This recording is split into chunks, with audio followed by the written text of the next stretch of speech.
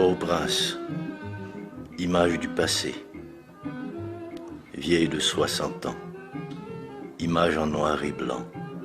Mais ce n'est pas pour vous habituer à un travail de deuil. Ces images veulent surtout montrer le changement et la permanence. De quoi est faite une ville, dans son épaisseur, sa fragilité ou sa force. Question essentielle qu'on se pose, qu'on a envie de poser en regardant les images effacées dans notre souvenir. Le palais national d'une blancheur impeccable, la cathédrale de Port-au-Prince d'un rose bonbon à croquer. À Port-au-Prince, nous avions la rue à portée de la main. Chaque passant avait un temps de parole. On vivait dans la nonchalance des conversations. On ne s'engueulait pas. Les arbres étaient toujours verts, décidés à ne pas céder au soleil mortifère qui brûlait l'asphalte. À Port-au-Prince, on ne voyait aucun arbre mort.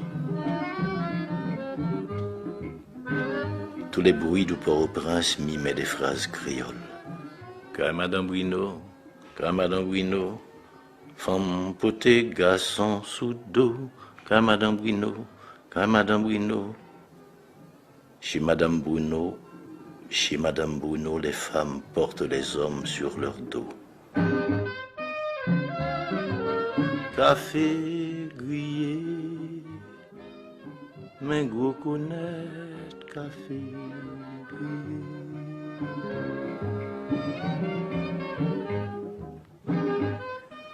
Sous les vérandas, les adultes jouaient aux cartes ou aux dominos. Ils donnaient des audiences, c'est-à-dire de petits récits vraisemblables construits à partir de la vie ordinaire.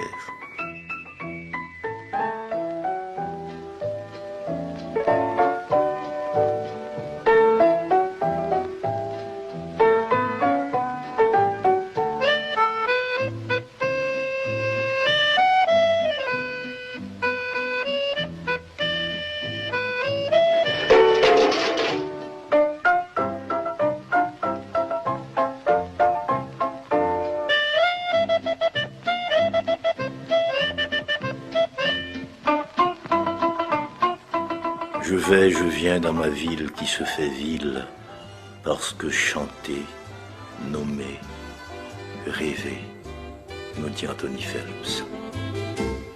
Moi fait là you bel petit pays qui baignait dans mer des Antilles.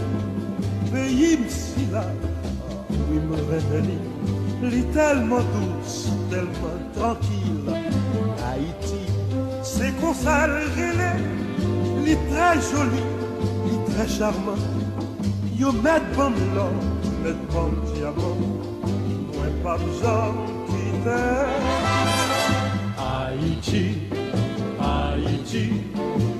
Moi aimé pour toute la vie. Haïti, maman chérie. C'est l'endroit où moi mourir. Haïti, Haïti. Le soir, les enfants se rassemblaient pour raconter des histoires. Nous apprenions à avoir peur gentiment. Les fêtards dansaient partout dans Port-au-Prince jusqu'au petit matin. La modernité faisait son entrée lentement par les boîtes de nuit et de casinos internationaux où les gens riches acceptaient de perdre. La ville vivait la nuit. Et les néons des enseignes lumineuses donnaient à Port-au-Prince une couleur d'incendie. La ville avait ses poètes, Oussan Camille, René Bélance, Jean Brière.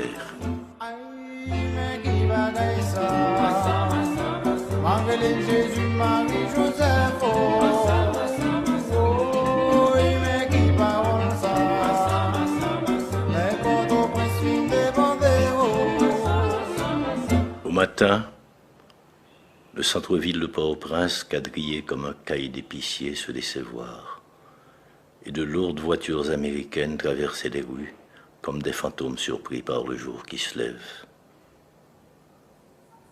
Des années 40 jusqu'au début des années 50, Port-au-Prince a été le lieu d'un bouillonnement social, politique et culturel. 1944, arrivé en Haïti d'Aimé Césaire, poète martiniquais, membre fondateur du mouvement La Négritude. Le 24 septembre 1945, l'Institut français d'Haïti, fondé et créé par le docteur Pierre Mabille, allait marquer un tournant dans la vie culturelle et artistique de Port-au-Prince.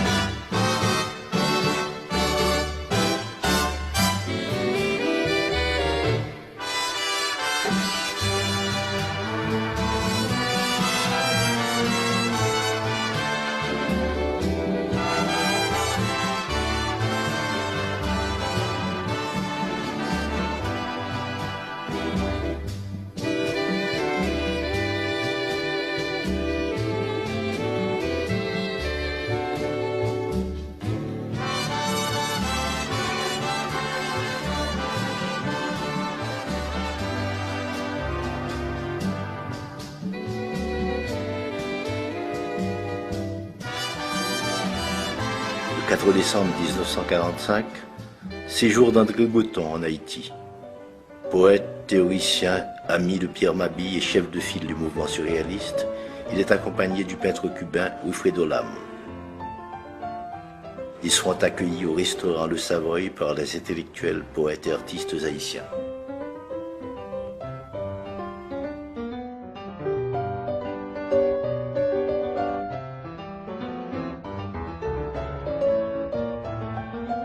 André Breton, dans son discours au Savoy, nous dit ceci. « Je vois des hommes dont tout l'effort tend à se couronner du mot indépendance. Et je sais aussi qu'en France, comme dans les pays plus lointains, ce beau mot d'Haïti évoque aussitôt, sinon pour tous, des épisodes bien précis de votre histoire, du moins une volonté d'émancipation qui ne s'est jamais démentie. Ce beau mot d'Haïti a pris à plusieurs reprises des accents si pathétiques que dans l'esprit de tous ceux qui méritent de penser, il s'est gravé pour toujours. C'est un petit mot dynamique du petit nombre de ceux qui partent en avant. 1946. Chute du président Elie Lescaut. 1949. Célébration du bicentenaire de la ville de Port-au-Prince sous le gouvernement de Dumarsais-Estimé. La vie culturelle reprend ses droits. Échanges, rencontres, manifestations de